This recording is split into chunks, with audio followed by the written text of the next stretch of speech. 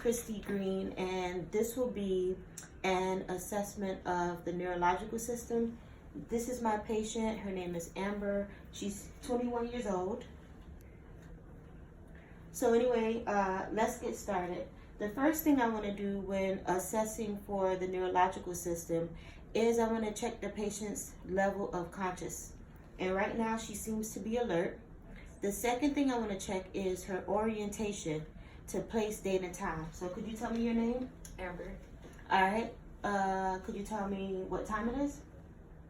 Or around what time it is? Or I want to say like 8, 9, 9:42.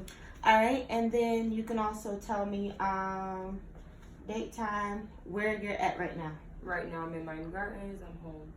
All right. All right, so we just checked that. So right now I'm gonna say she's alert, she's oriented ×3.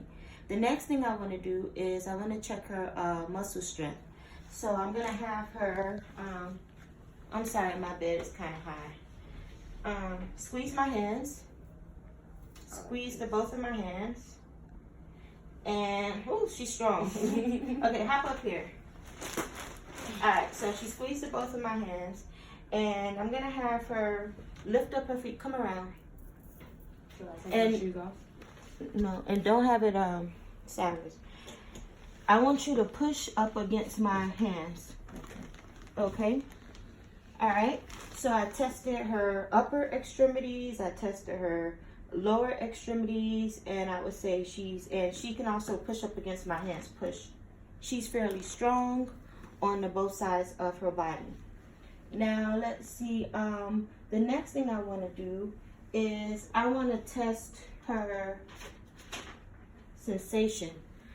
I want to test her sensation, so I'm going to have her close her eyes and tell me where I'm touching her. So go ahead and close your eyes. All right, so tell me where I'm touching. My cheek. Is it the left or the right? The left. All right, perfect. My cheek. The right. All right. Okay, you getting down here? My foot, the left. My right foot. So you can go ahead and open up your eyes. So she was able to tell me where I was touching her at. So her sensation is intact, equally bilaterally on both sides. So now I'm going to check her. I'm going to go ahead and check her cranial nerves. Let me see. And by checking her cranial nerves, the first cranial nerve I'm going to check for is the olfactory cranial nerve. And she's going to tell me what she smells. Close your eyes and tell me what you smell. It's like a white. Okay, she smells like a white. And that's exactly what this is. So cranial nerve 1 is intact. All right, the next cranial nerve will be the optic cranial nerve.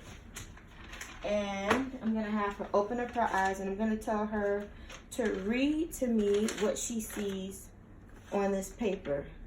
Skin, etc., and neuro.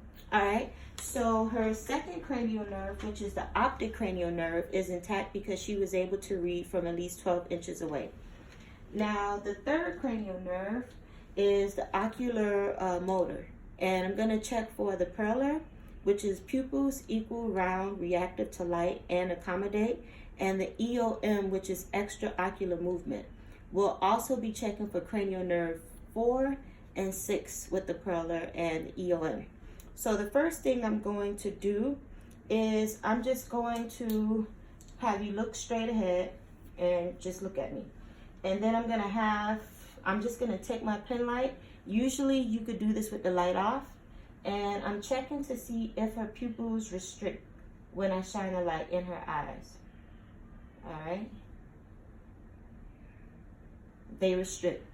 All right. The next thing I'm going to do is I'm going to have her just to focus on this pen light and just focus on this pen light. And I'm going to come in and I'm just checking to see if her pupils restrict, her eyes dilate, and this is checking for accommodation. The next one I'm going to check for is the ocular movement. I'm going to have her focus on the pen light, and I will move the pen light in different directions, and she's to follow with her eyes only. not her head. So I want you to follow this pen light with your eyes only and not your head. All right, here. Okay. So far she's following. This is the ocular movement. All right. So far that's intact. So I will say her pupils are equal, round, reactive, and accommodate to light. And her extraocular movements are intact, which checks cranial nerves 3, 4, and 6. Now I'm going to check cranial nerve 5, which is trigeminal. And I'm going to have her close her eyes again, and it's checking the sensation again. So she's going to tell me where I'm touching. Close your eyes. My left arm. Perfect. Her left arm. My right arm. It's her right arm. Now for cranial nerve 7, I'm going to check her facial muscles. And I just want you to blow your cheeks like this. All right, did you get that? All right, so you could. All right, so she was able to blow out her cheeks equally on both sides. So that cranial nerve is intact. Then the next cranial nerve is going to be acoustic. And I'm going to whisper something in her ear and she will repeat it back to me. A dog. All right. Jump. Jump. Okay, so she got those two right. So the acoustic cranial nerve is intact. Now the next cranial nerve is cranial nerve number 9, which is glossopharyngeal. And I'm going to have her take a swallow of some water, and I'm checking to make sure that she's able to swallow and that she could taste and that her swallowing muscles are intact. So take a sip of this water from me, and I'll be looking at her neck. All right, and feeling. All right, so far so good. All right, perfect. All right, the next cranial nerve is cranial nerve 10, which is the vagus, which is speech. We have been talking this entire time, so her speech is intact, which is cranial nerve number 10. That's fine. The next cranial nerve is cranial nerve number 11, which is the accessory muscles. And I'm going to test this one by having her shrug her shoulders. And I'm going to try to resist her. So go ahead and shrug your shoulders. Okay, so she's still able to shrug her shoulders.